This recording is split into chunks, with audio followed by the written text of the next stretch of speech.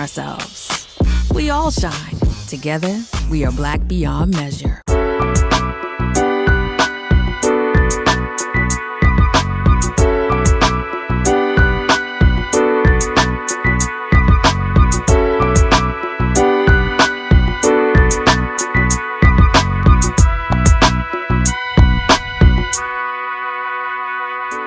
Hey everybody, and welcome to A Balanced Life with Dr. Jacquie here at Black Star Network. Each and every week, we're bringing you content, communication, dialogue, ways to engage with yourself and others as it relates to how to live a balanced life. Of course, we know living a balanced life isn't easy because there are so many things that are consistently jockeying for position in our lives. But today, we're going to spend a little time talking about what it means to balance our behaviors. As we are moving about in our spaces, as we're headed out to the grocery store, time at the salon, going to look at houses, cars, shopping, even spending time in our social organizations, we are discovering that maybe we stepped out just a little bit too soon. I have to tell you, during the pandemic, I spent a lot of time by myself, so I got to know me better. So I'm hoping that as we communicate and talk, that you'll be able to discover some things about yourself that say, I'm really ready to get out and about. I'm prepared to start being more social. I have, a little bit of capacity, now to do more. And I didn't say go out and be extra.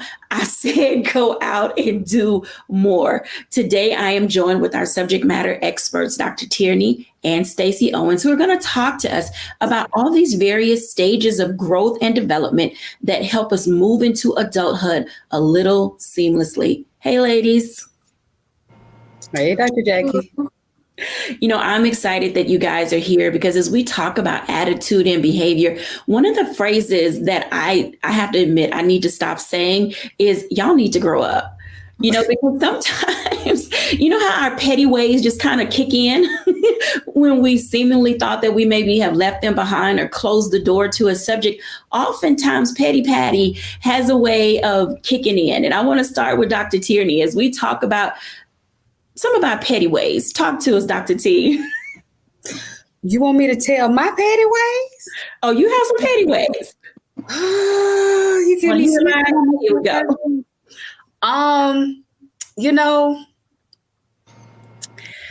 Which one I want to pull out? So I like to sometimes call myself Petty Betty. And I have to check Petty Betty, sometimes because a lot of times the thing that gets me in trouble is my pettiness.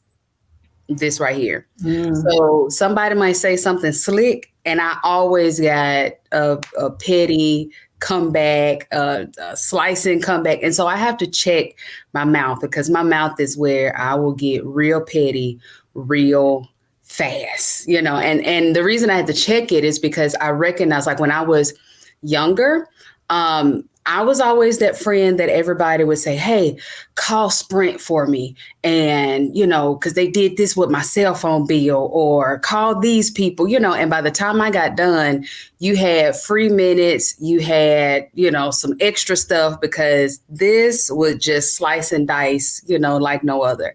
And so I had to recognize like that is not the way. It's a gift of mine, clearly, it's a gift of mine, but I was using it in the wrong way. And so sometimes when that wrong way wants to come out, it wants to come out in a petty, slicing, kind of cutting type of way. So I have to like check my mouth and be like, Petty Betty, shut up. Petty Betty, we're going to put her on pause. All right, Stacey. I mean, I think everybody has a little bit of petty in them, It's just how do you utilize it? Do you utilize it to hurt others? Do you utilize it for self-satisfaction or self-gain?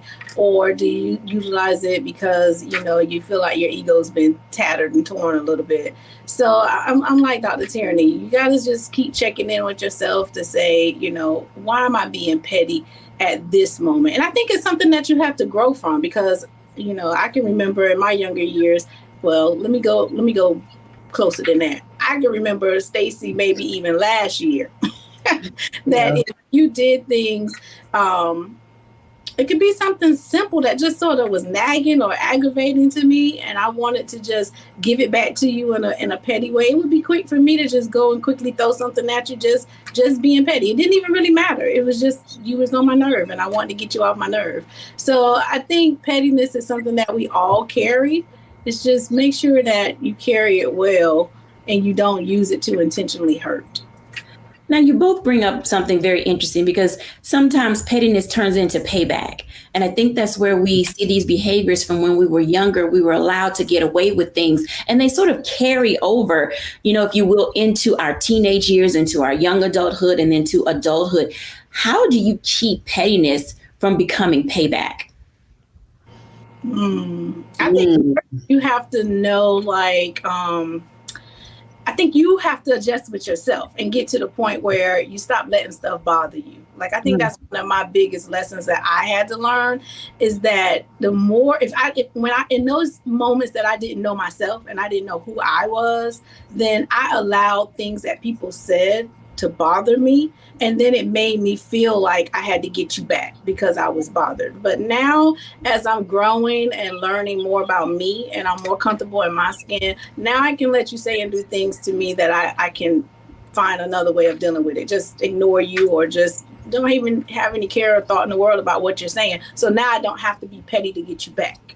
So, Yeah. And I totally agree with that. So you took it back to the younger years and some of these behaviors or these tendencies and patterns that we see now playing out as adults, they absolutely do start in our younger, years. And so the thing with my mouth, it started definitely when I was, a child, and my aunt, the aunt that I was just talking about last episode, she had this way of whenever I would do something or say something, if, to an adult sometimes, and just my ignorance and not, not knowing whatever came up, came out, or even to my younger cousins, she would sit me down and ask me, why did you do that? Why did you say that? Or what did that make you feel? To start that process of me being more introspective, instead of just external and this is what I did because I did it. Or, she would stop me and say, okay, well, how do you think that made them feel? And so she made me first think about what I felt and then to think about what the other person, felt. And so doing that introspective work very early on, before I even understood what introspective was, that carried over into my adulthood, so that when the pettiness wants to come up, I can almost hear my aunt saying, okay, what are you feeling? Why are you thinking that? What is going on, and how would that make that other person feel, or what damage could that ultimately do to the relationship, to the friendship, or to the business deal, or whatever, it is. So that's how we kind of can curtail some of that pettiness. It's just by being more introspective. When you both talk about the things that you've stated, something that popped to me was naivete. And oftentimes people are just naive as to when they're being taken advantage of, when they're popping off at the mouth. At what age does that no longer become acceptable? I mean, some people are just naive because they've been sheltered all of their lives. They're just things that they do not know. But there are other times I think that I've seen people use that as a way to be manipulative. Talk for a minute about naivete and the role that it plays in helping us mature. Stacey. Oh man, I was going to say, can we put a number on that? Because I've seen some pretty older adults are still very naive. And I think it comes from a little bit from experiences and a lot from, did you learn how to regulate your emotions? And did you learn how to tap into just learning how to be social with others? So I think it starts with the experiences and the environment that you come from. I don't know if I would put a number on it because, man, I still see some 50-year-olds that's still pretty naive if you haven't done your self-work. I agree. I was going to say the same thing. I don't know if there's an age where we would say, okay, this is where it stops or starts, But in addition to what Stacey was saying, I would add, what is your responsibility level? There was something that my mom used to always say, if you want this level of responsibility, then you got to come to the table correct. You got to pay the cost to be the boss, Mm-hmm. So when we're talking about, different levels of leadership, different levels of responsibility, if you're trying to get that promotion on your job and you want to be the supervisor or the manager over a team, then some of that naivety that you may have, about life, work environments, you can't hold on to that and then be an effective leader.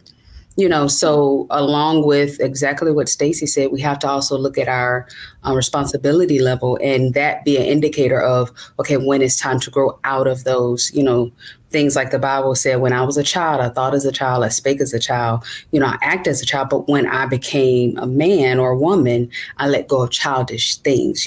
As you get that responsibility level, that maturity level, you have to let go of those childish things, that naivety. When we come back after the break, I want to talk about those things for just a moment, because not only do people find themselves in situations, of being naive, they also find themselves in situations of being vulnerable. And oftentimes our stages of development, our psychological maturity, our physical maturity don't always match up. I know I can hear you guys saying this.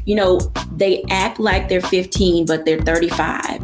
She acts like she's 21, but she's only 12. There are times in our lives where we grow into stages because of life and experiences. When we come back, we'll talk about how do life experiences challenge us to hone into proper behavior, but then begin to let go of other behavior.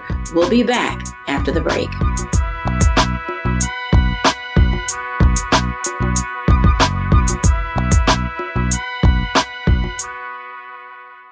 When we invest in ourselves, we all shine. Together, we are Black beyond measure. Hatred on the streets, a horrific scene, a white nationalist rally that descended into deadly violence.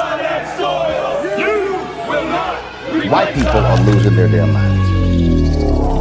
As an angry pro-Trump mob storms the U.S. Capitol, we've seen shooting. We're about to see the rise of what I call white minority resistance. We have seen white folks in this country who simply cannot tolerate black folks voting. I think what we're seeing is the inevitable result of violent denial. This is part of American history. Every time that people of color have made progress, whether real or symbolic, there has been what Carol Anderson at Emory University calls white rage as a backlash. This is the rise of the Proud Boys and the Boogaloo Boys. America, there's going to be more of this. Here's all the Proud Boys, guys. This country is getting increasingly racist in its behaviors and its attitudes because of the fear of white people. The fear that they're taking our jobs, they're taking our resources, they're taking our women. This is white fear.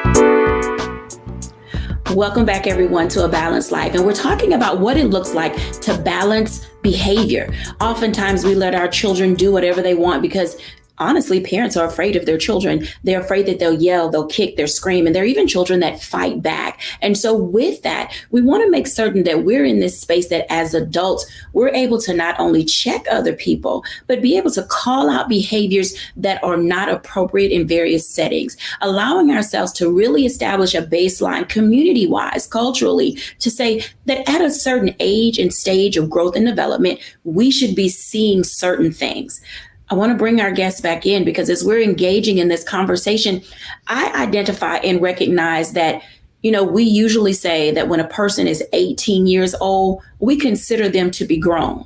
But at the end of the day, they're not fully equipped for the ways of this world. Stacey, talk to us a little bit about stages of growth and development and when you start to see signs of readiness in elementary and middle school and then high school kids.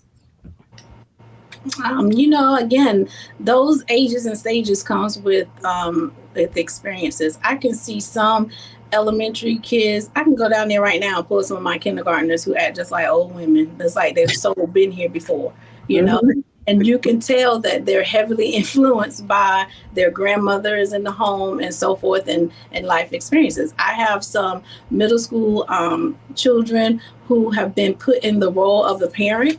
And so because of that parentification, they have learned and seen more than they should have at the age that they've seen it. And so they are pretty much, they can raise a child, take a job, and do whatever, because their life circumstances have put them in that position to have to step into the place or role of someone else's. And so, it made them learn things a little faster. And then I can go find you a third grader who parent don't let them do nothing, don't let them eat, drink, everything. They hold their hand to do everything to do. And so when it comes time to think, they may not be meeting the learning targets or the developmental targets that they should be at, because someone is holding on to them for their personal whatever reasons.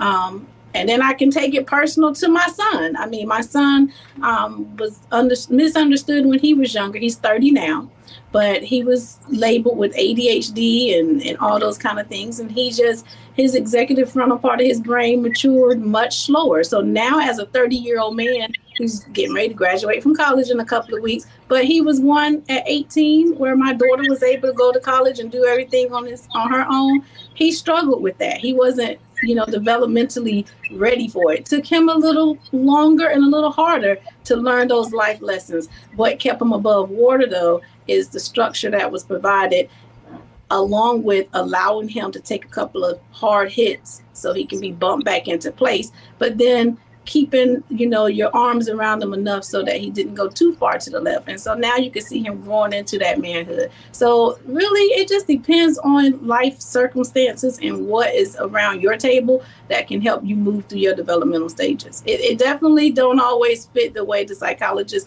and all have made those nice little fancy charts that say you should be doing this by the age of 2 and 3 and 4. That don't always work in some cultures. I think you bring up an excellent point, because oftentimes we do have to kind of go off script. Some people, live by the book. What did the TV person say? Let me call WebMD, this, that, and the other. And sometimes we have to just step back and look at our own life situations and say, how do I balance the space that I live in? Dr. Tierney, talk to us. So one of the things that, as you were talking, that really came to the forefront, something that I see a lot with parents with small children, when they'll do little things or snatch, their friends' toys, or, these little antics, the parents, oh, is that cute? Oh, that's so cute. No, that's not cute. That's not cute at all. So a lot of the things that we're seeing very early in children, a lot of times we'll think like, oh, that's just cute. Oh, they just a baby. Oh, and that's not just not enough. No, it needs to be addressed, right then, when you're starting to see these patterns of the selfishness, of the pettiness. We have to address those things and not just say that they are cute just because it's in a little person. Because remember, that little person is going to then turn into a big person that's still petty, that's still selfish, that's not compassionate, that want to cuss everybody else out when they don't get their way. They're still going to throw tantrums on a bigger scale, So when we see those things happening in youth, and my grandmother actually had this thing where she had a lot of she still does, has knickknacks, on her tables.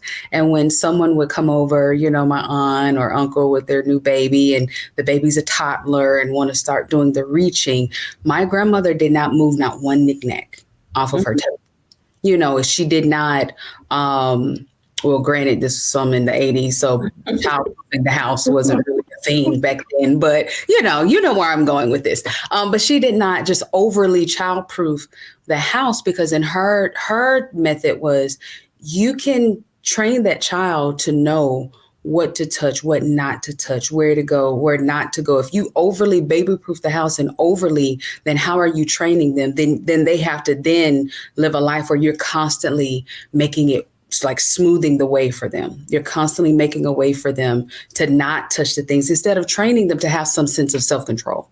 And that's really what it comes down to, the self-control. When are we teaching our children to start exercising some self-control? And if you're starting to teach that lesson at 10, 11, 12, Sugar, that's too late.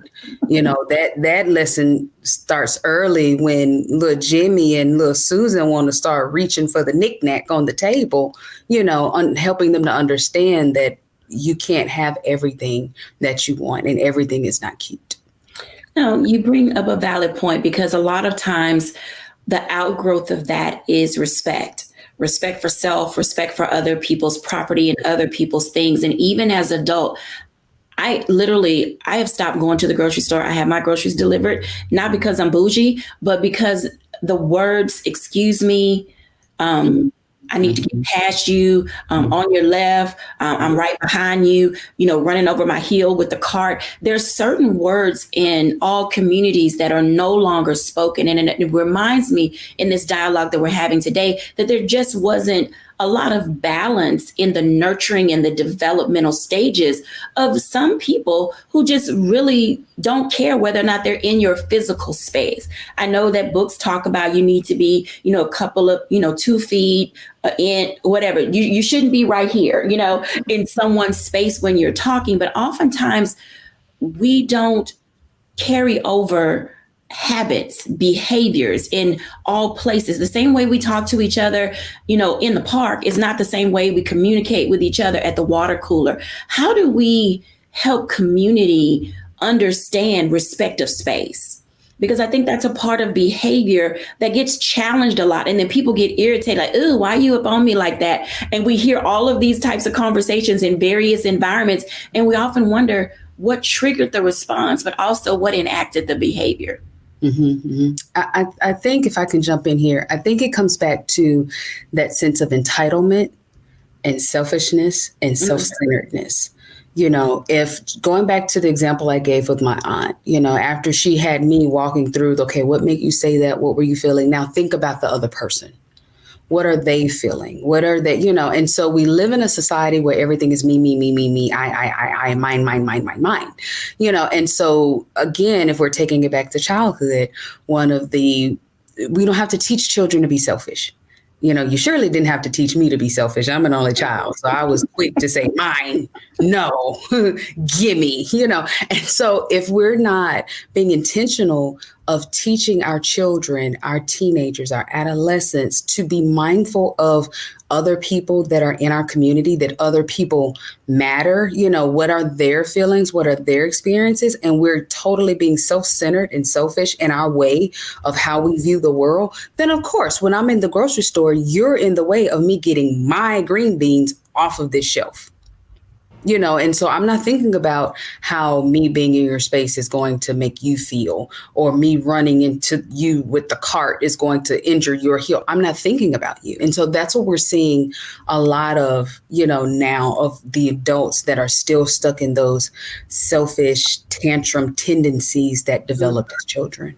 I want to add on to that, because, you know, you brought up a topic when we were talking about tantrums and how your aunt or your grandmother didn't, you know, move anything.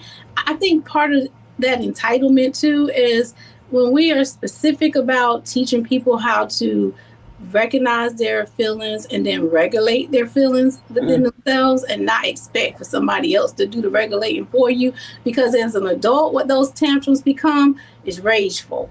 Yes.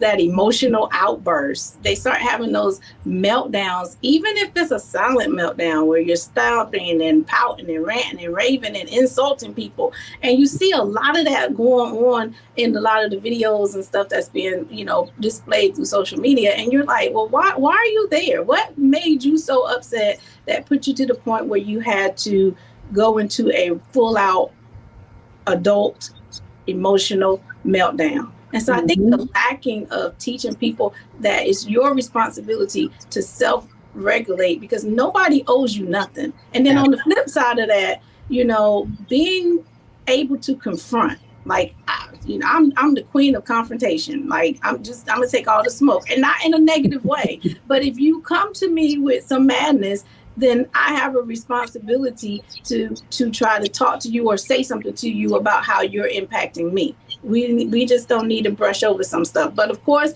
when they're in the rage mode, you can't really engage in those moments. But if you're close enough to my circle and I'm gonna see you again, I need to let you know that wasn't cool and how we need to move forward with that. Absolutely. I love this. So when we come back after the break, I want us to talk about that. We're going to dive into how do we manage the ranting, the raving, and the releasing, because each of those three things are different. And if we're going to heal from the hurt that other people have brought onto us by themselves not being emotionally balanced, by us not being in a mature space, then we really need to talk about how do we balance our emotions in order for us to have appropriate attitude and behavior wherever it is we find ourselves when we're back after the break.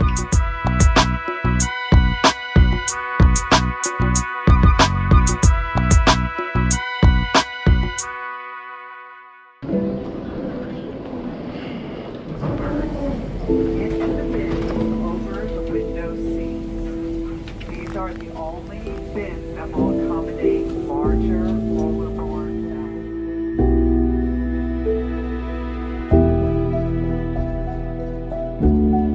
They put 10 in here? 10, and you don't come out till you die. And you eat him, you eat 10. Oh my God.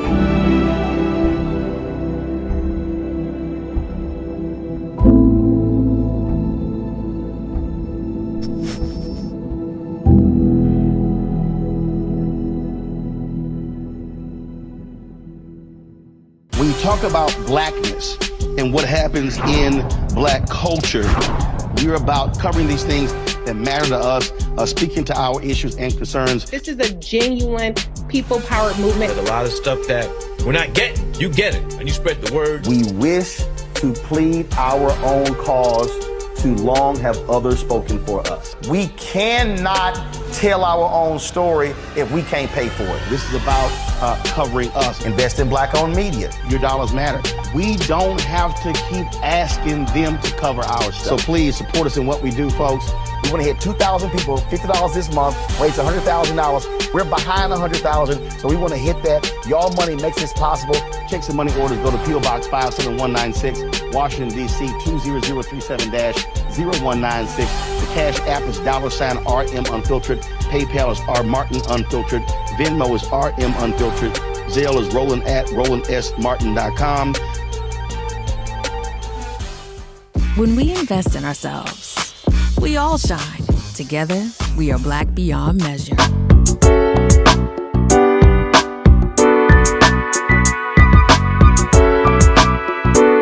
Welcome back, everyone. As you can tell, Petty Betty, Petty Patty, and all her friends have come to the place in life where they're able to say, I identify me as an individual who is growing, who is maturing, who's looking, as Dr. Tierney would say, leveling up my attitude and my behavior as it relates to how I engage with other people, how I approach situations and circumstances in my life. Ladies, let's talk about that for a moment, because the ranting, the raving, the raging is all a part of releasing, but there's a way to do that where it's not toxic. Let's talk about toxicity for a moment, because there are some times where we have to really be able to say, I need to mature. I need to level up in my attitude. I need to level up in how I approach things.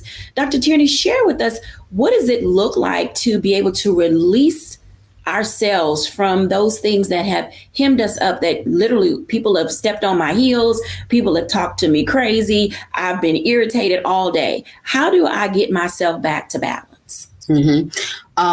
First thing is just to focus on self. A lot of times we get stuck because we're overly focused on what they did.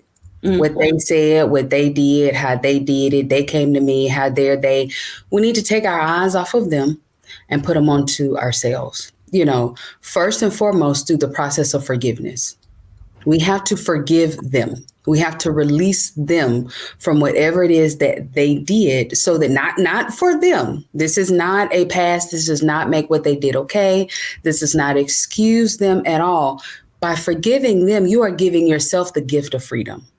so that you're not replaying and reliving everything that they did over and over and over again in your head, because they are taking up space in your head and your heart that's keeping you from moving forward, that's keeping you raging, that's keeping you ranting, all because of what they did. So the first thing we have to do is release them, forgive them.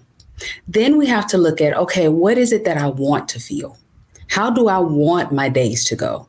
What is it that I want to do or to manifest in my life? That's where you then put your focus there and look at, okay, what behaviors are conducive to that and what behaviors are holding me back from that, so it's at that place where you get to see, okay, when I rant and rave and go into a rage and all of those things, some of the people that I actually want to have in my life, some of the good opportunities that I want to see manifest in my life, those behaviors are actually pushing them away from me.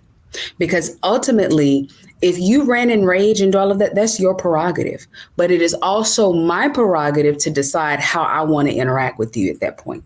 It's that job's prerogative to decide if you are still an employee, so you have to take ownership of that, let go of who did what and said whatever, forgive them, release them, focus on you, focus on your healing and what it is that you want to see manifest in your life, and then address those things that are not conducive to that and start implementing some things that are conducive to that.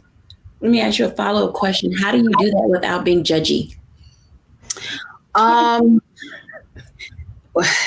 Judgy. Okay. You don't have to judge the person. So let's take it back to what I was saying about releasing and forgiving the other people. I don't have to judge the person and stand in judgment and well, they said and they did. I don't have to do that in order for me to be whole. I don't have to judge. And when we judge, we sit in that seat where we say what they did was wrong, bad, good. We take the gavel in our hands and we make an assessment of their actions. You don't have to assess their actions in order for you to do what it is that you need to do for you. So we don't have to judge them in order for us to move forward. Now, often that happens because we are still sitting and looking at them and putting the focus on them. And we want to talk about them and we want to, how could they do that to me? Because there's some sort of retribution that we find when we do that. But we don't have to judge them in order for us to do what it is that we need to do. And even in you doing what you need to do for you, you don't have to say anything to them about it. You don't have to go to them and be like, you know what, now see, because you said it. So now we don't have to get the get back or the clap back or any of that, because all of that kind of sits around or in the peripherals of the judgment, so I may not be judging you, but I'm going to let you know sometimes it's best that you just keep it moving and keep it pushing, now, like my sister Stacy said, if this is something that needs to be addressed with somebody that is in your immediate circle, then that's a completely different thing where we now have to have a conversation, because now we have to confront some of the things that have happened, whatever the scenario was that we are in the process of forgiving, because we're going to move forward in this relationship. But if it's not, and it's somebody that what they do don't have no impact on you, then you need to keep it pushing, sugar, and don't even waste your energy or your breath trying to judge or anything about them and put your sole focus on you. Absolutely. Stacy. I was going to say that, if you come to me and you in a rage, I just got a lot going on in my life, right? So first of all, it's just certain things I'm not even going to engage in. So we teach kids here at Zecca that you have to be in control of your emotions, because your emotions are connected to a part of your brain that controls your thoughts. And when you lose control of your emotions, you stop thinking. So I'm going to realize that I say, if you come here rageful, you're not thinking right now. So I'm not even going to engage with you. I'm going to tell you, when you get yourself together and you can have a respectful conversation, you can come back and have a conversation with me. But right now, I'm not going to engage in that. And if it's something that's happening in Walmart, I'm certainly not getting ready to give somebody time that's not finna put money in my pocket. So I'm just going to walk away from you, and you can stand over there and have all the rages and meltdown that you want to have. The second thing I don't do is I don't take any of it personal, because your meltdown and whatever is going on with you, for you to communicate in this way, has everything to do with you. And if I make that about me, then that's gonna, harvest some time with me that's gonna take away and waste my time. So I don't take anything personal. It might be just the moment you're going through. I don't know what happened to you moments before you approached me or moments before I came into this space of this rage. So I'm always thinking about safety first. I gotta keep myself safe. And then when I remove myself totally from it, I need to reset myself, because I'm sure it did some type of emotional trigger for me. So I need to go somewhere and have a kumbaya moment, take a couple of deep breaths, flush it out of me and release it back into the world, and not allow it to absorb me. And I don't do any of that with judgment. I just like to say, it's you. Like, what is it about you that make you communicate like that? I got to keep it off of me. And then I might give a 30-second thought to, is this person dealing with PTSD? Is it some type of mental illness? But, we tend to throw mental illness lightly now. Every time somebody's doing something that they can't regulate their emotions, we like to people that has a mental illness. And all of this is not a mental illness. Some of this is your need to just learn how to control your emotions. Mm-hmm, mm-hmm. And I was going to say, if I could add something else to that, once I get, in situations like that, that's why I have to put a rope around Petty Betty, because Petty Betty wants to jump in and, say something. But if I can rope Petty Betty in, which I'm pretty good now at roping Petty Betty in, then I can pull out Praying Patty. Mm-hmm. And I will walk away from the situation and say, okay, well, Lord, just cover them, because I don't know what's going on, but Lord, you do, and praying for them, because it could be a mental illness. It could be that they had a bad day. It could be that their life is falling apart and in shambles, and so making sure that I pause me long enough to pray for the person, even if I don't know them, as I'm, moving on with my day, and not let Petty Betty jump in and, add to it. Oh, there are definitely times when we're able to upset our own apple cart. I literally just was reading a quote yesterday, and it said, how a person treats you is their karma, and how you respond is yours. And I think that as we're discussing and dialoguing, we have to be in that space of being careful and cautious with how we treat people, definitely for our own safety. I will say this pandemic, I think we're all triggered by 1,000 things, and we just never know which day we're going to literally fly off the handle, or someone next to us is going to fly off the handle, or someone is, you're on the highway and then someone, road rage begins to happen for, someone's following you, or, peering into your car, looking at you when you get to a stoplight. There are just so many things that are happening today that we just don't fully understand or comprehend. So the goal of our conversation today in this show specifically is to help us manage and balance those things, because oftentimes we can put ourselves in harm's way. When we come back after the break, I want to have just a little bit of insight from our guest today related to where do we go from here? We talked a lot about what it looks like to self-assess. What are you doing? Why are you doing it? And how is it impacting you? But then the second side, the flip side to that is, how is what you're doing impacting other people? And honestly, do you care? When we come back after the break.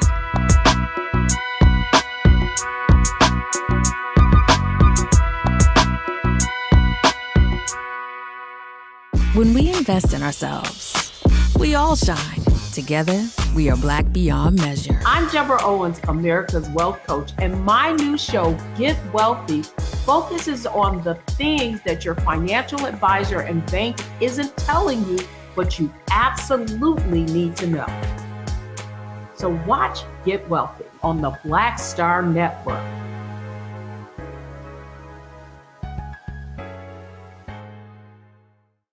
When we invest in ourselves, we all shine. Together, we are Black beyond measure.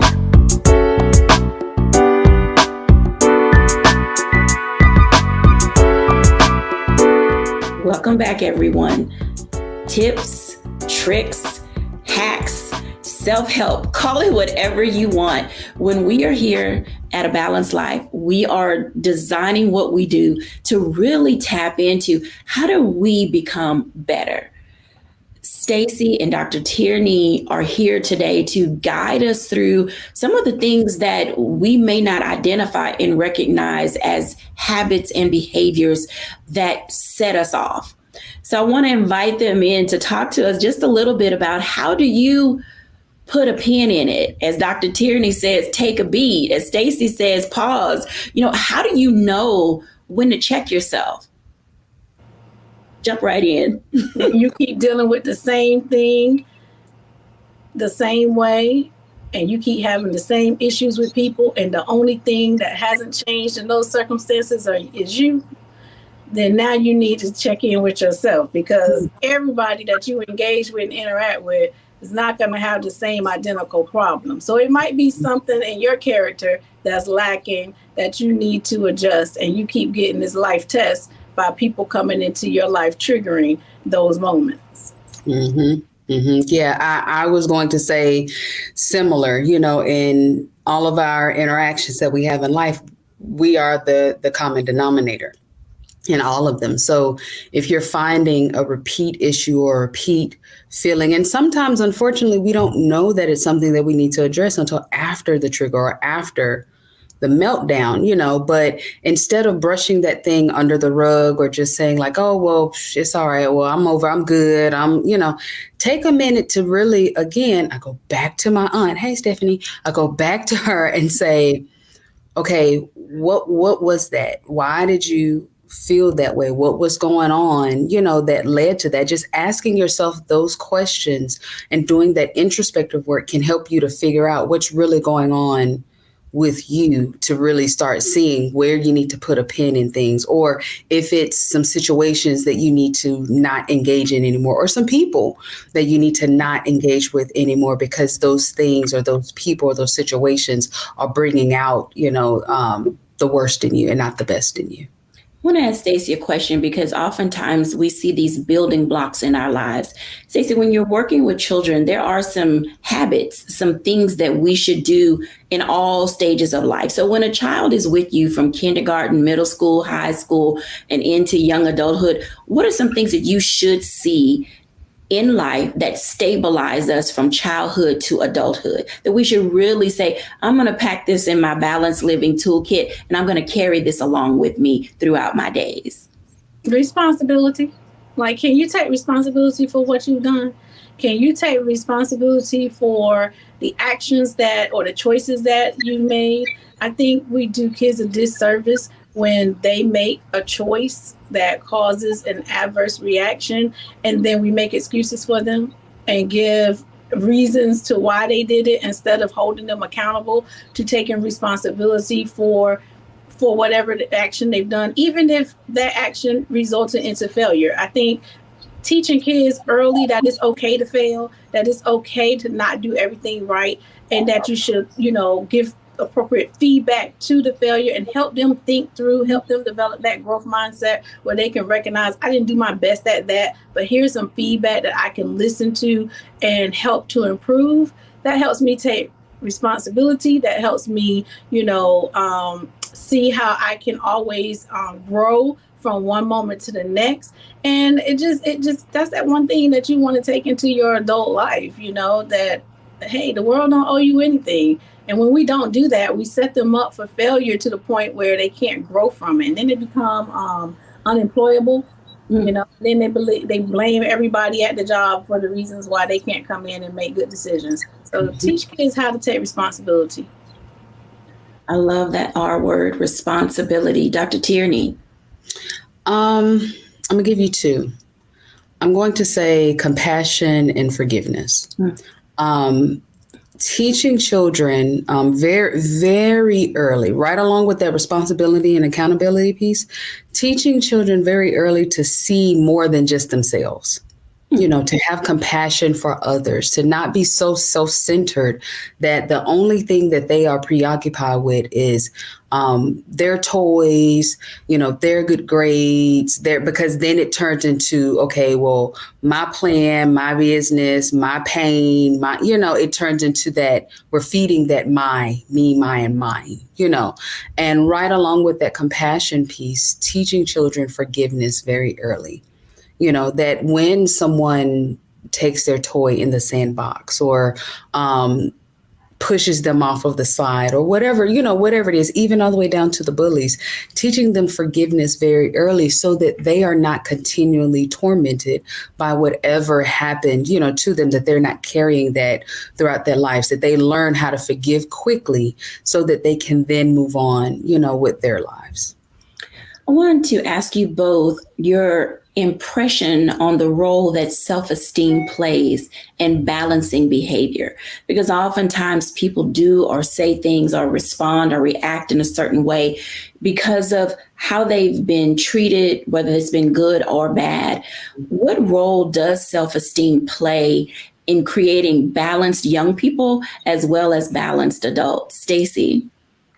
Oh, that self-esteem is paramount. I mean, it's key because it starts with knowing who you are and believing in who you are. Because if you don't know who you are, and if your self-esteem is low, you'll believe whatever garbage people put on you and near you and in you. And so I have a girls group that we work with here at the school called Pearls, and we spend a lot of time working on helping them to build their self-esteem. One, starting with knowing just historically what is the plight of an African-American female, because this group is primarily African-American females. And we teach them that historical perspective to show what started to pour into who you are from the beginning. And then we talk about how you should take pride in yourself and believing in yourself, because your behaviors are impacted when you have low self-esteem and you don't see yourself as doing anything, then you won't do anything. You won't interact with anything. Your behaviors kick in because you don't have anything to be prideful for. You don't have anything to look up to. You don't have anything to label that respect towards for yourself, So self-esteem, if you don't have it, oh man, that can hold you back from being able to just do whatever. I think connect to your self-efficacy.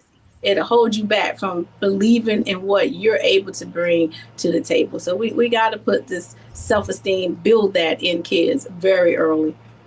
Dr. T.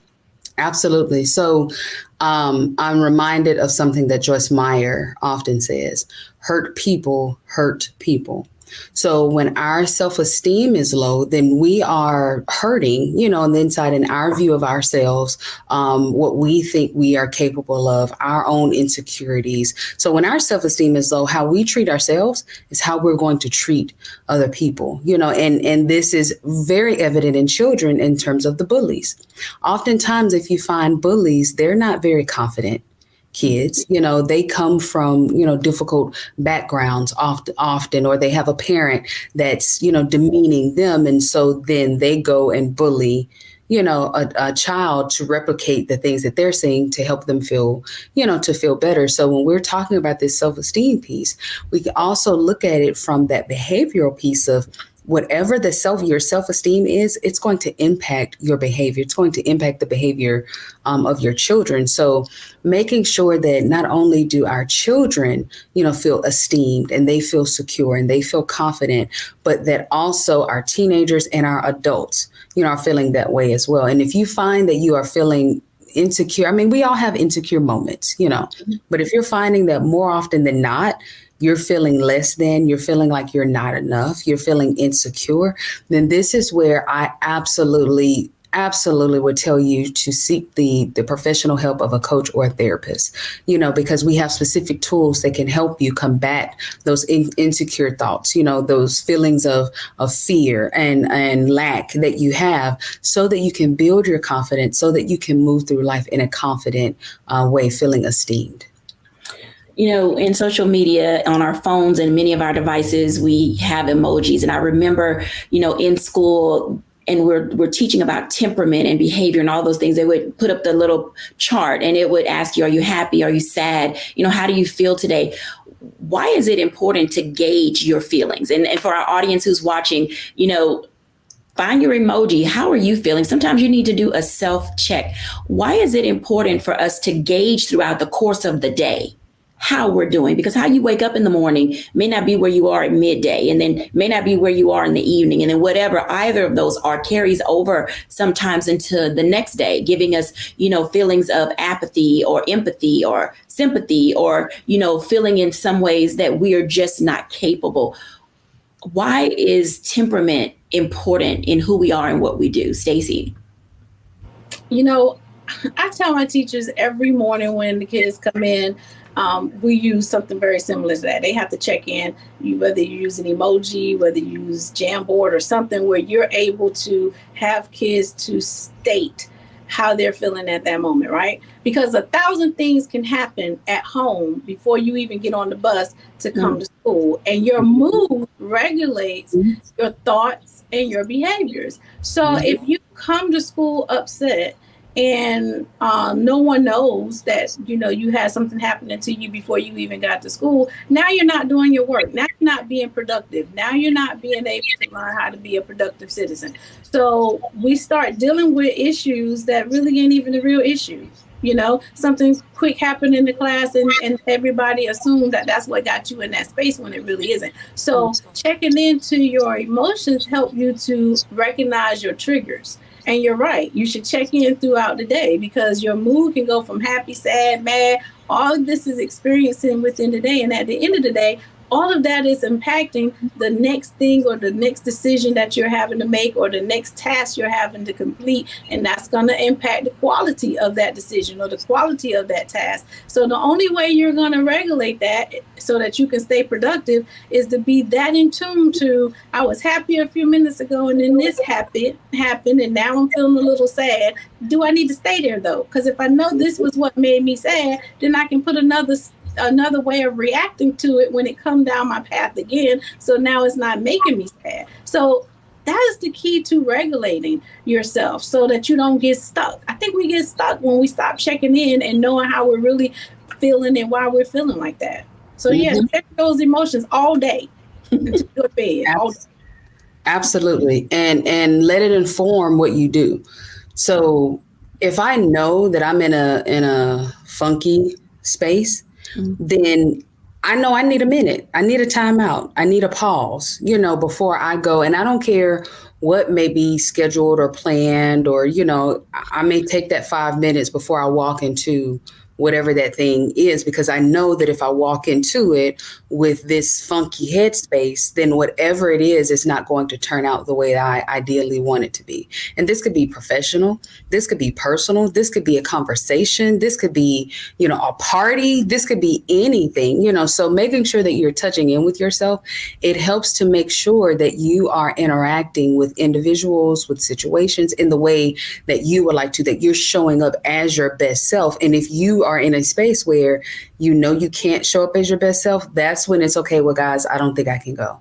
I need to sit down. I need to quarantine myself, before I, be triggered or any of those things. It's totally okay to decline the invitation. It's totally okay, to not go and take a minute, for yourself. So making sure that you are allowing the information that you receive as you're assessing, where you are and assessing your emotion, allowing that information to inform how you move throughout your day.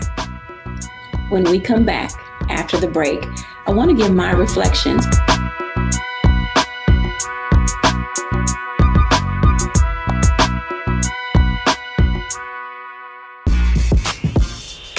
When we invest in ourselves, our glow, our vision, our vibe, we all shine. Together, we are black beyond measure. Folks, Black Star Network is here. Oh, no punches! I'm real revolutionary right now. Support this man, Black Media. He makes sure that our stories are told.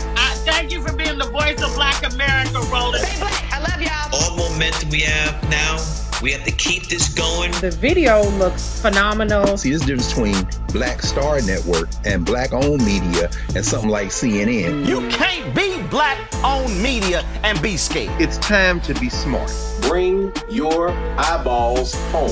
You dig?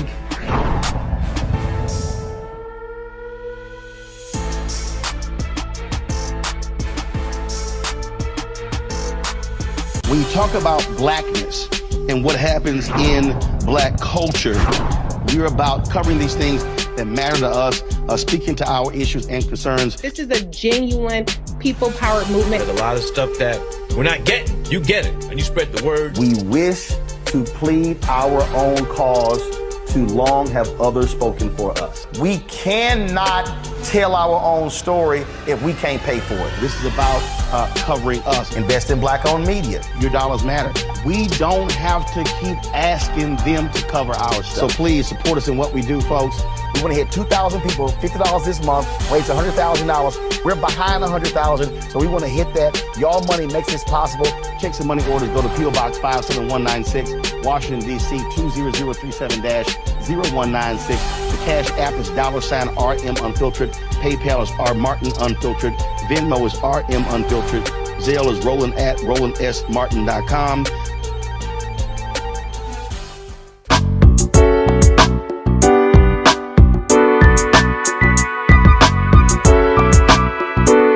Welcome back, everyone. As you can tell, balancing your behavior oftentimes is difficult because we cannot always pinpoint what made us do what we just did. And we oftentimes are not able to put a pin in what made us feel the way we just felt. But there does come a time when we have to sit back and do some self-reflection and, take a look at who we're in the process of becoming, but also looking at what shaped us into who we are today. Attitudes and behaviors are about how you feel and what you do and how you respond to those things that come into your space. But most importantly, it's also how you go into a space. We've heard a lot today about what it means to regulate who you are so that you can leave a place or space better than you found it. So today, if you're being challenged and you're not really certain of where you need to be and things are not looking quite as rosy as you believe they should, I hope that the one thing that you caught today was that life isn't perfect and no one is expecting you to be. The key is being able to marry all of the things together that we face on an ongoing basis from childhood to adulthood. We are in the process of being. We're in the process of doing. We're in the process of accepting responsibility and ownership for a single entity, which is self. Today, go out and do better and be better, that your life can be reflective of who you want the world to see, but then also who you want others to become from having been in your space. Thank you all so much for watching A Balanced Life here at Black Star Network. Bye now.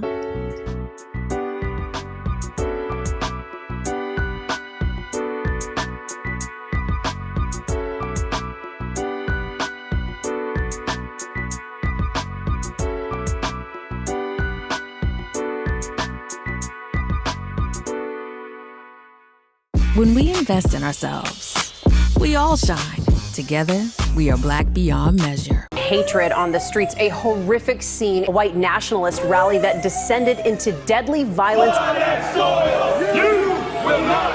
White people are losing their damn minds. As an angry pro-Trump mob storms the U.S. Capitol, we've seen shooting. We're about to see the rise of what I call white minority resistance.